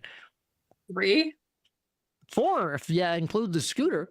So I've got, well, that's not human. So, you know, but. What? Okay. What would you use? Do you think a human or a dog? Like a dog could be better. Who cares about, well, I don't know. It's Republicans. I would want to see a dog get hurt. Yeah, that's true. I'd rather see a human get hurt than a dog, when you watch I suppose. They're like gonna kill don't kill the dog. But yet, like they've murdered like 15 other people, and you're like, who cares? Including an entire school bus of children. I'm okay with the school bus of children going over the edge in graphic detail, but don't hit the dog. Yeah. So did you watch Chaos? That would be my shield. Did you watch Chaos? Oh, that was good. I can't believe they didn't go with the second season. Yeah. You know, the problem with that, I sat there from that first episode going, they're going to kill the cat. They're going to kill the cat. They're going to kill that kitten. I know they're going to kill that kitten. And I was like, no. I didn't care what happened to the rest of the people. The world could have bombed. They could have Well, all they sure died. killed a baby though, didn't they? I didn't care about that. I didn't care about that. But they killed the kitten. That was tragedy. Yep. Richard, you had something Yes. to say? I liked Chaos. Yeah. I thought it was quite well done. I loved it. I thought it was absolutely brilliant until they killed the cat. And then when they killed But the cat, why did they stop the second season? It was too cerebral. because it's Right? Netflix. That's what the reviewer it's- said. It was too cerebral. Yeah. You had to think about it too much while watching it. Not really. And if you didn't know any of the background stuff, you couldn't follow it because it didn't make sense. Like, if you didn't know who Once again, Cassandra the was, education system destroys our entertainment. hey, come on! You know what? Do you know what they killed Westworld season 5 for the same reason. Yeah, but Oh no, wait. quite frankly, there was a lot of debt coming from season 2. Don't be dissing Westworld season 3 and 4, okay? That's why I'm saying season 2. That season was so disjointed, I couldn't follow it. Season 2? Season 2, all the back and forth. While they were still in the park Yeah, between the past and the future? because it was Too jumping cerebral? back. Not too cerebral. I Too said expensive. I said it was debt. Debt. People It hated was too season ex- 2. I thought, Season was 3 never got made season because of 2. season 1. I thought season 2 was the best of them all. I don't honestly remember season 2. I at don't all. know how anybody couldn't follow it. It was like, that's like pretty simple. Season 2. I didn't like I didn't like the last 2 seasons. I thought they were boring. Stop it. Well, I'm S- sorry. Okay, maybe That I'm is my remembering it wrong. opinion. Wasn't season 2 the one where he was lost in time? He couldn't keep track of his memories? No, that was season 4. No. I don't remember. Well, they went out of the park and then they had the park remade. There was a brand new park that was remade. That confused me, actually. It took me a while to grasp that one. I 'cause- didn't like the last 2 seasons. I thought it was boring. Yeah, okay, we got that. You don't like the last 2 seasons. I wanted to just say it again to hurt your feelings. You hurt my feelings. I thought, I wanted a conclusion to the story. And all Yeah. too often you don't get a conclusion. well, and they had a conclusion for season 5, and they came out and said, "We have a conclusion for season 5." And Yeah. then the guy who owned the Discovery Channel came in and bought Time Warner and said, "No, we're not going to make this season anymore," and just shut it down. We need wait, the Discovery Channel? Yeah. So they needed more aliens and more ancient aliens and shit. That's what happened to all the DC series. That's what happened to Doom Patrol. That's what happened to Yeah. Raised by Wolves. That's what happened to Westworld. All of that stuff was done when the Discovery Channel purchased Time Warner. And the guy came in and said, "No, I don't like any of this programming." Killed it all. Raised by Wolves was one of the highest ranking shows at the time. That was a brilliant science fiction show. I know, Brilliant. I watched it. They had a 3rd season, which would have wrapped most of it up. But no, they killed it. And Netflix, what was that one? What was the one with the Titanic that was done by the guys who did Dark? The Norwegian guys. It wasn't the Titanic, but it was done. Yeah, the one about the the one about the 1889 or ship. something? Yeah. That was supposed to be 3 seasons, just like Dark was 3 seasons. It was the highest rated show that came out the January it came out on Netflix, and they immediately killed it. This might be controversial, but I kind of feel like it wasn't fair that they canceled the live action Cowboy Bebop either. I really liked it. I like both the anime and the live action, and I was very sad. You're just being problematic today, aren't you? I am not being problematic. I love both of those shows for what they are. The live action was mediocre. I loved it. I thought I loved I've watched it like 6 times now. Okay. I can't stop watching it. Okay, since we don't actually have anybody really watching this, I haven't been watching the chat. If you're in the chat, pipe in because I want to know What was the best TV series that came out in the last 10 years? Legion. Oh, shut up. In the last There's 10 years? Nothing else It's like been it. 10 years since Westworld came out, isn't it? I don't know, but Legion is my Um, answer. Because Westworld was high on my list, but Westworld came out in, I guess, let's go to the last 5 years. We'll just run that because I think Westworld came out in Oh. 2016. 5 years. Let's go to, I don't yeah. know if it was 5 years or not. Altered Carbon? Oh, that was a good one too. Maybe. But I didn't like the last season. No, there was only one season of Altered Carbon. Oh yeah, that's right. What am I thinking of? Wasn't there 2? I thought there was 2 There's- seasons. Did you just say The There's Good 2 Place? seasons. I did. The Okay. Good Place is Oh, good. I really like that I'm sorry. one. I like Eva. She is smart and she replaces all of you guys. That's Listen all I up. got to say. What did she Whatever. say? I No, need no. to know what she said. Silo and Severance. Oh my god. You said I anything gotta about watch all of those shows. That's I because haven't I haven't seen the last 2 episodes of season 2 of Severance Shut yet. up. I haven't seen watched any it. of season 2 of Severance, so You no need spoilers. to watch it. No. We I I have to can't talk watch about it until this. it's all out. Stop. It Yeah. makes me I'm too shotgunning crazy. that in 2 days. Okay, just don't say anything. Well, and Silo, I haven't watched That that was one really yet, good, but they too. says pretty good. Silo's really good, hmm but I think the books were better. Yeah, I have a friend who's Well, reading the books on that. A lot of people are gonna say that, and it just really depends. But I don't it's know. impossible to take a book and make it unless it's Fear and Loathing in Las Vegas. That is literally the only book I've ever read where it's almost verbatim. Yeah, I will give you that. So- That is an awesome, amazing book and an awesome, amazing Yeah. movie. And they have the only director that could have pulled it off to it. Yeah. Because I don't think any other director than Gilliam could have pulled that off at all. You know what? There's another series that I thought of that is also on Apple, along with those other great Slow ones. Horses. You got it.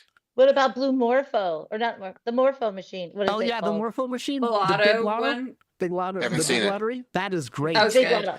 That is Yeah. great. No, it's not Big That's good. Lotto. Yeah, What is it's it It's called? something the like that. Big prize. It door has such pri- a really It's the big door prize. prize. The big door prize. I don't know. That is Horrible name awesome. because you can't That- remember it. You know, honestly, yeah. I It's the could- Morpho Machine. You know, actually, I could almost say that's on the same level as Severance, but more of a comedy version of, you know, the same level of meta and everything and personality wise. You know, the funny thing is, all these movies, the shows we're talking about that are so good and everything like that, other than whatever the heck she said to begin with. Legion is the best one though. You should watch that one. Which Legion? Legion it's is one of the best. It is visually and auditorily and like it is a fantastic piece of work. Just- It's only 3 seasons. Okay, what's the premise? It's I a don't- Marvel. It's Charles It's Xavier's not son, isn't really it? though. Shush, Yes. you ruin it. Okay, so it's an X-Men. That Legion- one from FX. Robert's read the that's- Yes. comics. Robert's That's read at the least comics. 10 years old. Yeah, Is that was it? on FX. Yes. When was it out? 10 years old. It was old, long. It I was watched actually it, on like- TV. It was actually like on ABC or Yeah, it something. was on FX. It was Yeah. on FX. I don't know. I just like I want another show like that, and I You have know, not been able to If find we had money to afford like one of our T-shirts, I would send it to Eva though, because she's just amazing with that Severance comment. She didn't put Silo in front of Severance, so I'm not sure. But Slow Horses was a phenomenal, Richard. In fact, I wrote to Warner Brothers to try to get the rights to publish a role-playing game based off of Slow Horses. Yeah, I think I remember you talking about that. Yeah, Slow Horses is excellent. Like I said, They've been greenlit for 2 or 3 seasons since season 1. have you? They just have so much approval. Everybody loves it. Have you read any of the books? No. Okay, here's a funny story about the books and everything, because I have useless history, trivia, and all sorts. So the guy wrote the book series and they published it, and it failed miserably. The first book failed miserably.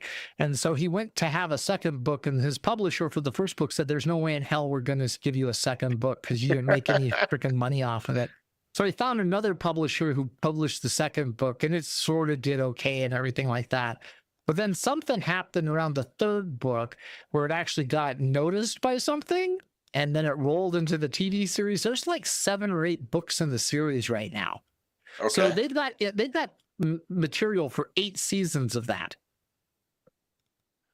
Good. But it was one of those things where failure's not an option; it's mandatory. Because he failed in his first book, and he got up and he licked his wounds, and he did not say, "Well, this one publisher who published me before is not going to do it. I'll go do it again." And he didn't. He kept going. That's the whole point. That's our inspirational story for today. I've got to be running. I'm already late. But I'm going to make a final comment here that I am really looking forward to a series next month on Apple. Have you guessed it yet? No. I just found out about it. Now I did not know. What is it? Murderbot. Okay. Did you like Tam Bandits or not? I watched half of the first episode. It was so No. bad. It was as bad as the good. original movie. I loved it. Did you just say the original movie was bad? I watched it Did you recently. just? Oh, I you have should the go power back to and mute. watch it recently. I have the power to mute Dr. T. Yeah, so. please. Whatever. Time Bandit. I watched it recently too. It was It's a so bad. brilliant movie. No, it's. You probably didn't like Jabberwocky either, did you? I don't remember. Yeah, that's the. Yeah, I'm sure very few people know that one. Anyway, Robert, thank I you know for it. joining Jabberwocky? us. What was this? Terry Gilliam's movie Jabberwocky came out right after Monty Python and the Holy Grail. Starred Eric Idle.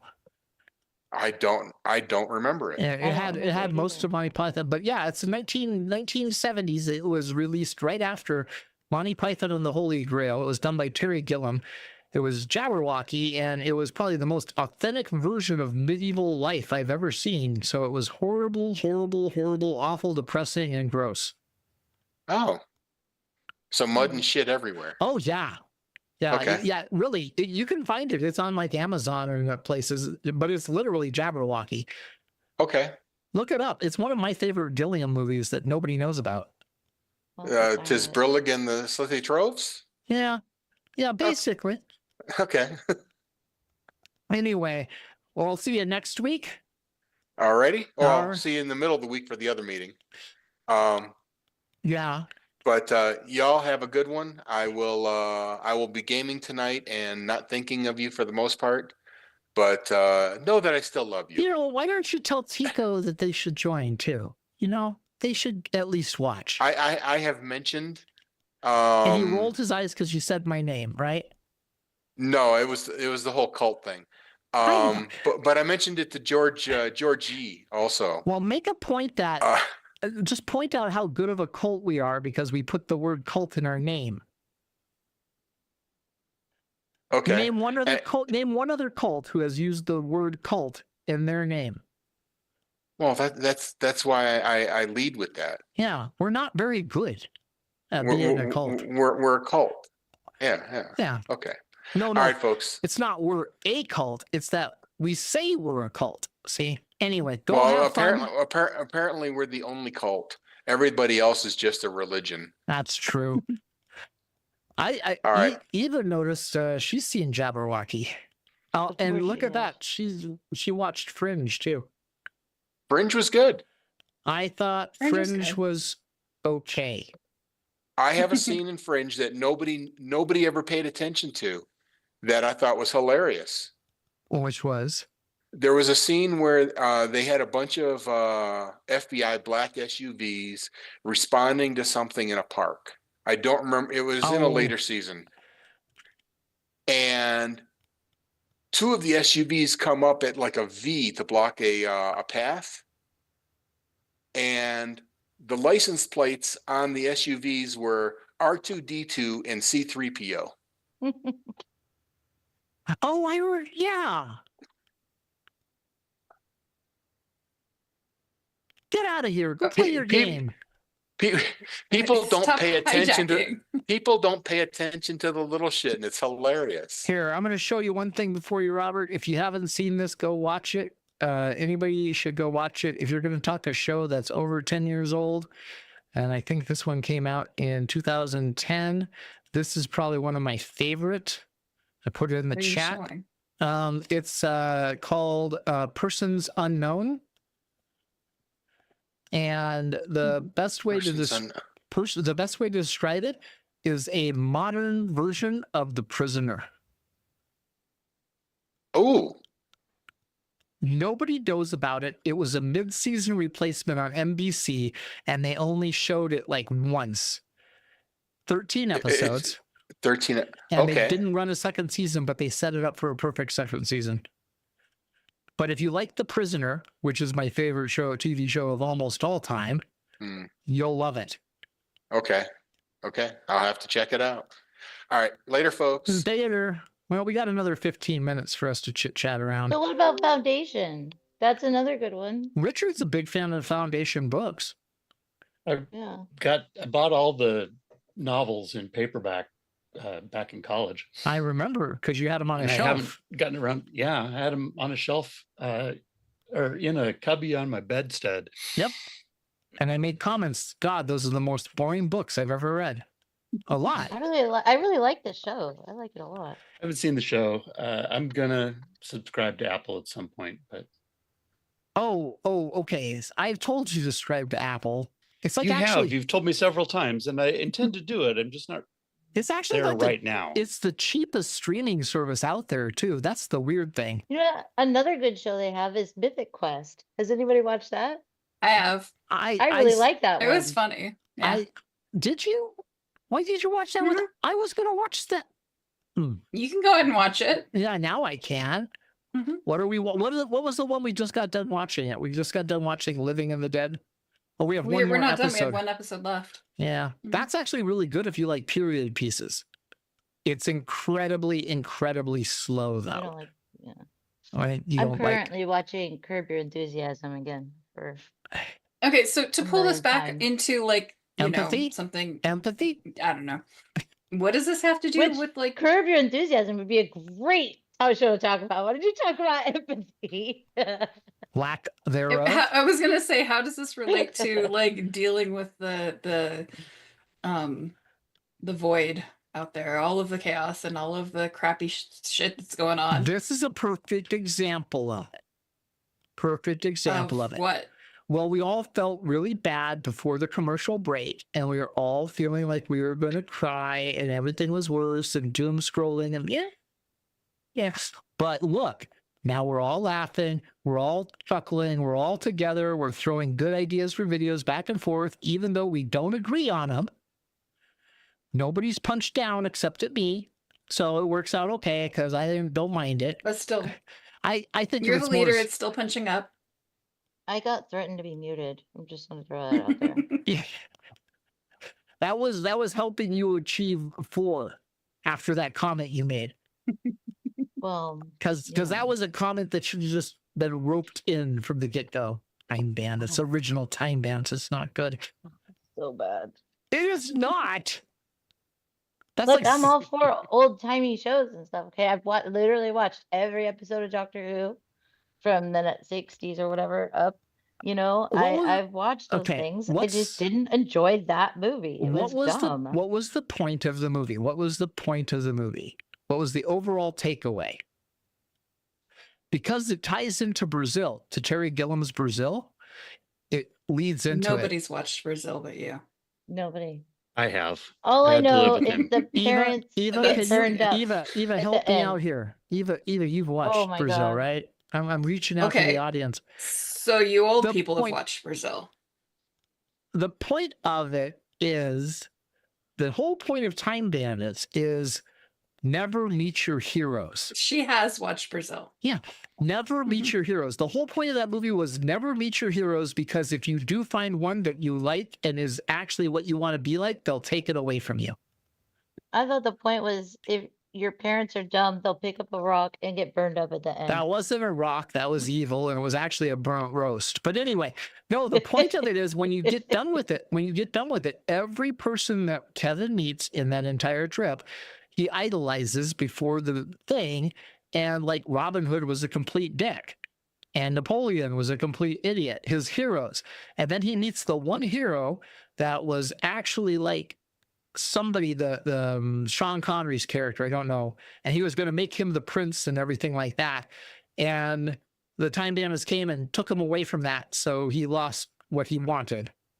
So basically, and so when Terry Gilliam made these movies, he didn't realize he was making them in that order. But Time Bandits was, and we have a book that we're working on called The Absurdism Hero, which is sort of like a counterbalance to Campbell's A Hero with a Thousand Faces, where it's just about people trying to get through life and survive, as opposed to being a hero and having a heroic journey. The first book, Time Bandits, was about, yeah, your childhood sucks, get through it.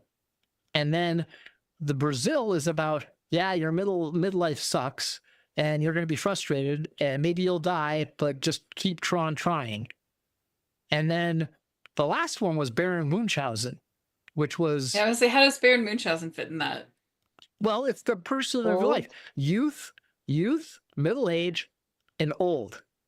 Man as a youth, man as in middle age, man as an elderly, because Baron Munchausen dies like a couple times in that movie. But he keeps going on even though he dies. And then Fisher King... That wasn't the first time I died. Yeah.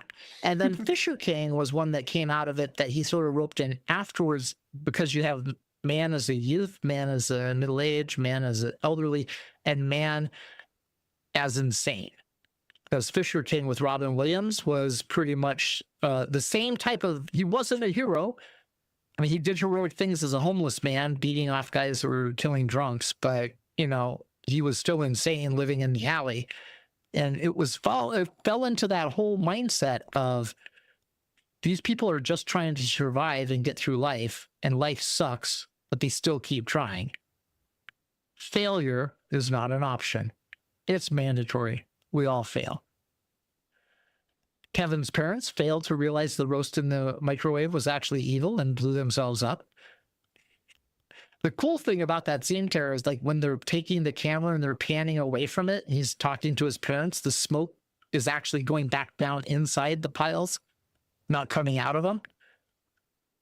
So the whole film was filmed backwards. There's a lot of stuff in Time Bandits that people don't get. Well, we're getting close to 10 minutes to wrap stuff up. And so since we normally wrap stuff up the way I normally wrap stuff up, which is it takes us 15 minutes to wrap stuff up, let's go around the table here and talk one last time about empathy and the rabbit hole that it caused. Jess, you want to start out with that? Thanks for putting me on the spot. So He's good at doing that.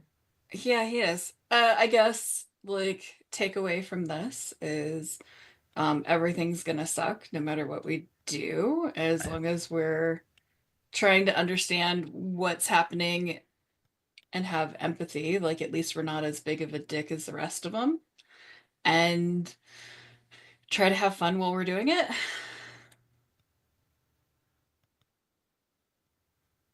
Okay. Any ideas how to do that?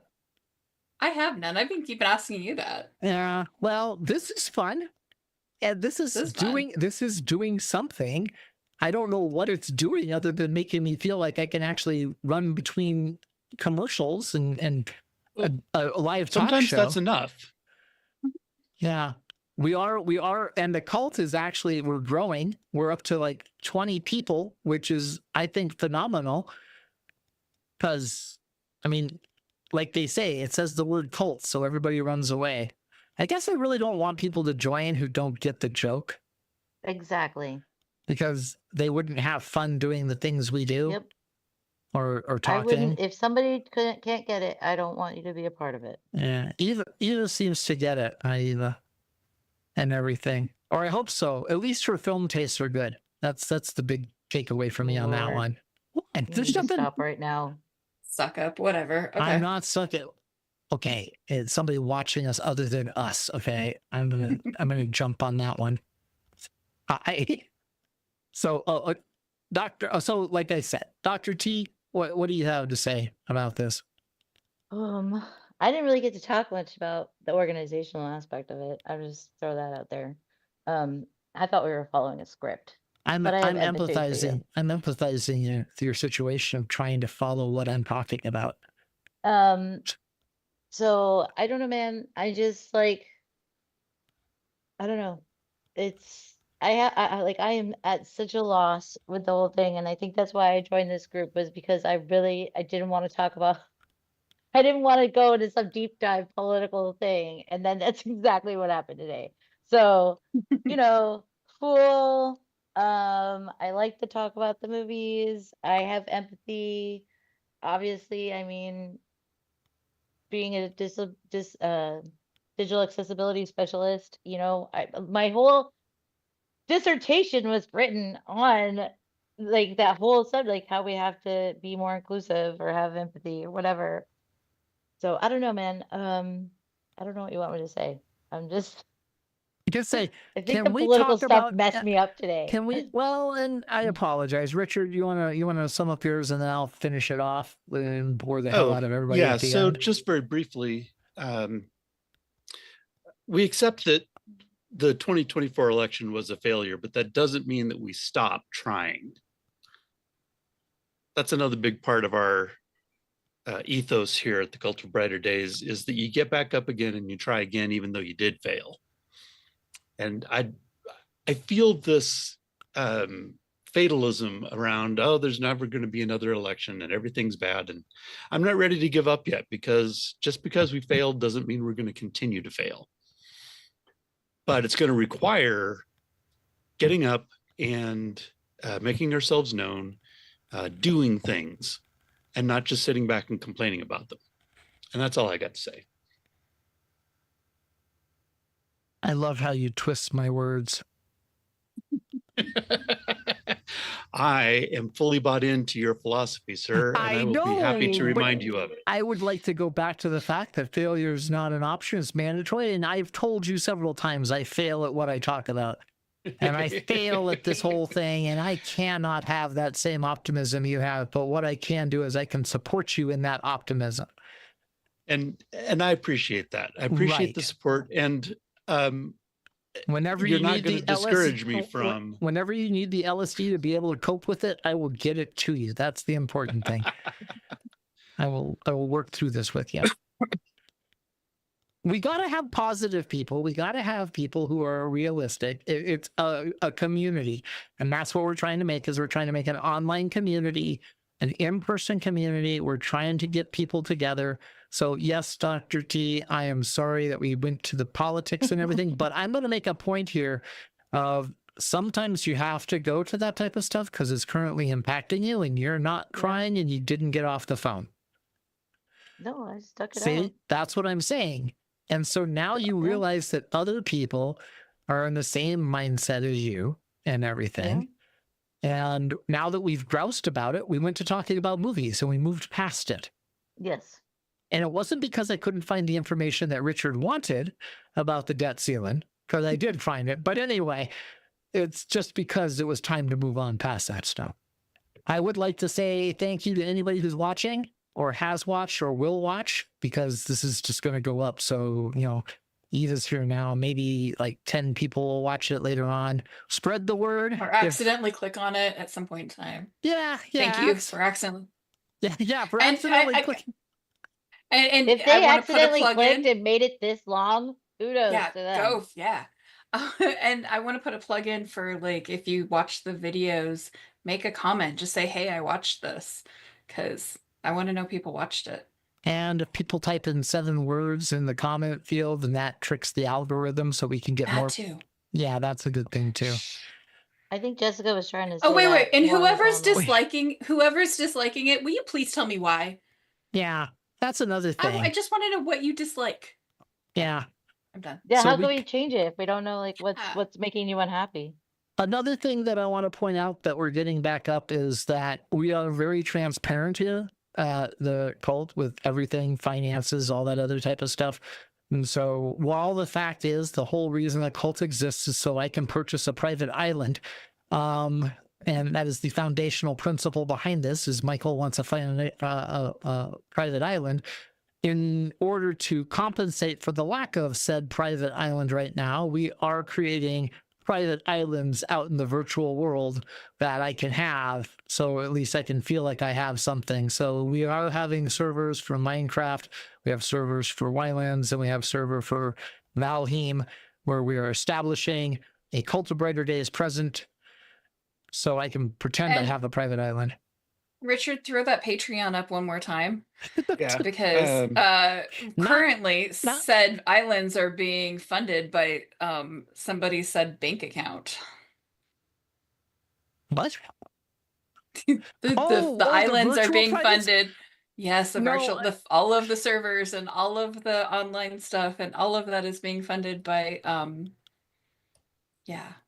us. Patreon. It's not so much the servers don't cost anything, it's the tools to actually make this happen. That's what counts. And Eva, you don't have to do anything like that because you like Severance. I think you're the bestest in the world just because of that. Oh my god. But I'm sure that you who just clicked on this and you clicked to the end to see whether there was anything useful or not. Yeah, it's on Tuesday, 7 in the PM, and you accidentally clicked on it. You go to the Patreon. Click on like, click on subscribe, ring that bell. Or don't, because it's your life. You do whatever you want to. We don't want to pressure anybody. But spread the word. Oh, wow. That took us right up to 4 o'clock. It did. We are so on schedule. My gosh, that is not what I do. All right, everybody. Have a great day. Adios.